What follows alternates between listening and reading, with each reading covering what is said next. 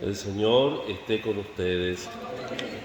Evangelio de nuestro Señor Jesucristo según San Mateo. Jesús dijo a sus discípulos: Cuando venga el Hijo del Hombre sucederá como en tiempos de Noé, en los días que precedieron al diluvio. La gente comía, bebía y se casaba, hasta que Noé entró en el arca y no sospechaba nada, hasta que llegó el diluvio y los arrasó a todos. Lo mismo sucederá cuando venga el Hijo del Hombre. De dos hombres que estén en el campo, uno será llevado y el otro dejado. De dos mujeres que estén moliendo, una será llevada y la otra dejada. Estén prevenidos porque ustedes no saben qué día vendrá su Señor. Entiéndanlo bien. Si el dueño de casa supiera a qué hora de la noche va a llegar el ladrón, velaría y no dejaría perforar las puertas de la casa.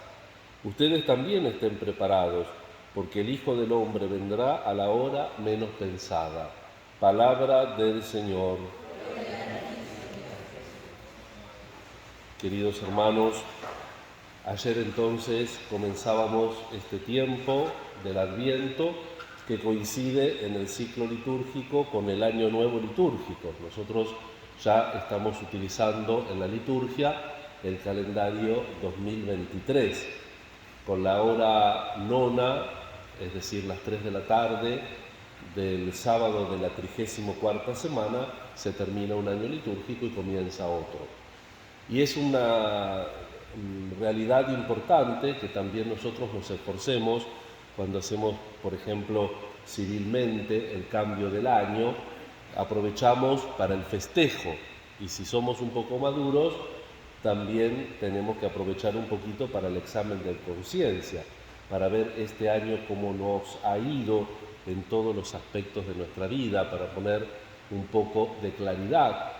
Y también en la parte espiritual, lógicamente. La liturgia está muy concentrada en este aspecto de hacernos considerar la evolución, el camino que como Iglesia y que como cada uno de nosotros individualmente venimos haciendo. Por eso los últimos días del ciclo anterior, como los primeros días del Adviento, concretamente hasta el día 17 de diciembre, nos hace meditar en la parusía. Tenemos nosotros que realizar nuestra vida entre la resurrección, la crucifixión, resurrección y ascensión al cielo de Cristo, que es el momento culminante de la historia, pero no el último acontecimiento. El último acontecimiento será la parusía. ¿Cuándo será la parusía? Cuando Dios quiera. Esto puede ser ahora mismo. O con las causas segundas, como es la manera habitual de que Dios obre. ¿Y cuáles pueden ser las causas segundas? Y las causas segundas puede ser un meteorito, como la extinción de los dinosaurios. Las causas segundas puede ser, ahora con el tema de Ucrania, siempre está, y muchos lo han expresado claramente, entre ellos el Papa Francisco, está el riesgo nuclear. ¿Se acuerdan el botoncito rojo? Que uno apriete el botoncito rojo y por más que hay refugio, la vida humana se vería muy vulnerada. Y si no, nosotros tenemos datos concretos de la ciencia que al Sol se le va a agotar el hidrógeno y cuando eso suceda va a comenzar un proceso de reducción, se va a convertir en una estrella enana y luego va a ser una implosión y una explosión. Tranquilos, millones de años falta para eso. No saquen entrada todavía. Bueno, total que estamos en esa tensión. El ya, pero todavía no. Cristo con su muerte y resurrección estableció el reino. ¿Y dónde está ese reino? ¿Se acuerdan que Lucas, estos últimos domingos, también hemos meditado en el discurso escatológico en la versión de San Lucas? ¿Se acuerdan que vinieron en esa subida trabajosa de Jesús a Jerusalén porque va a enfrentarse con su muerte? Vienen unos fariseos y le preguntan, ¿dónde está el reino de Dios? Y Jesús le dice, no está ni aquí ni allí, está dentro tuyo. El reino de Dios está dentro nuestro. Y por eso, hasta la parusía, o hasta que nos venga la muerte, o hasta que un hecho histórico cambie de alguna manera las reglas de juego. Recuerden que Lucas insistía mucho en la caída de Jerusalén. cuando viene el general Tito enviado por el emperador Vespasiano, literalmente cuando conquista Jerusalén, rompe el templo, lo destruye y no deja piedra sobre piedra. Cuando se escribe el Evangelio de Mateo, ya también estaba la persecución de Nerón. Entonces la gente recuerda las colecciones de palabras de Jesús, como la Biblia, recuerden que primero se tienen colecciones orales y después se pasa por escrito, hacen recuerdo muy concreto. Entonces hay hechos también históricos que cambian los destinos de los pueblos y la manera de ser. Y entonces nosotros tenemos que estar atentos. ¿A qué? Tenemos que estar vigilantes para realizar precisamente el reino. Escuchábamos la primera lectura del profeta Isaías y fíjense, dice, porque mirando a Jerusalén, que ya estaba destruida cuando se escribe el Evangelio de Mateo, mirando a Jerusalén dice, porque de Sión saldrá la ley y de Jerusalén la palabra del Señor. Él será juez entre las naciones, el árbitro de pueblos numerosos. Con sus espadas forjarán arados y podaderas con las lanzas. No levantará la espada una nación contra otra, ni se adiestrarán más para la guerra. Ven, casa de Jacob, y caminemos a la luz del Señor. ¿Qué hizo la casa de Jacob? Un rato camina con la luz del Señor, otro rato camina con la propia luz y otra camina un rato con la luz de mandinga. Total, ya que estamos, lo hacemos.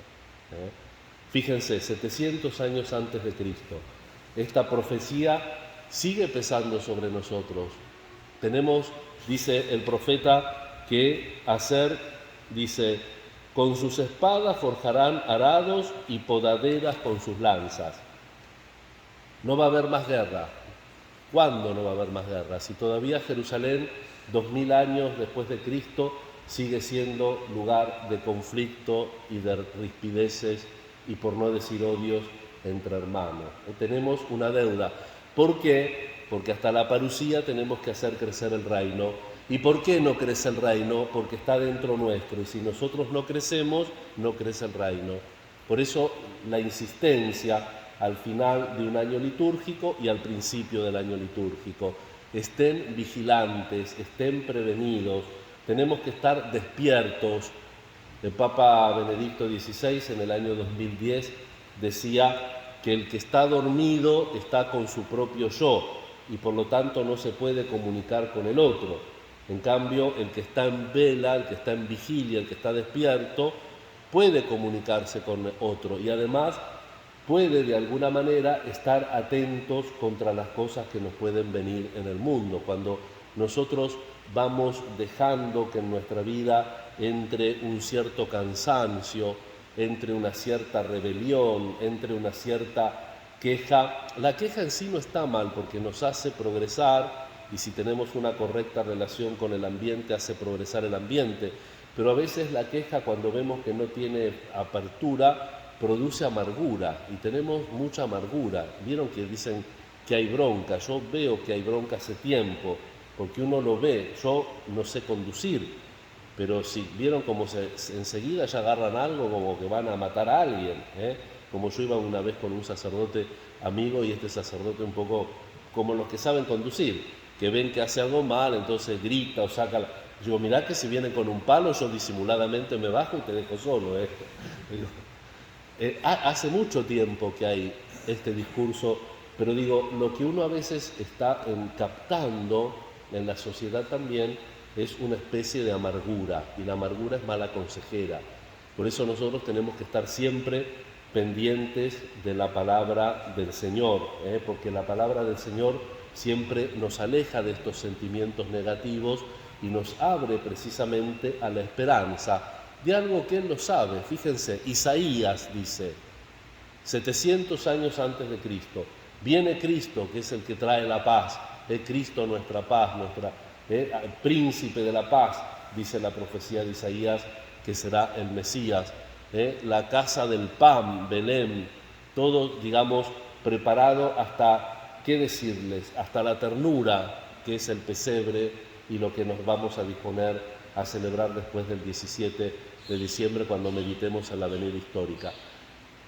Y sin embargo el mundo es el mundo que tenemos, con las guerras, con las envidias, con la mezquindad, con la pequeñez a veces de nuestra naturaleza. Por eso, una vez más, tantas lo hemos hecho, escuchemos este Evangelio de hoy de Mateo y estemos despiertos, estemos vigilantes, no dejemos que entren los malos sentimientos en nuestro corazón, no corrompamos el corazón, no corrompamos nuestra cabeza, sino que pongamos de verdad nuestra vida en Dios. Esa es la única solución.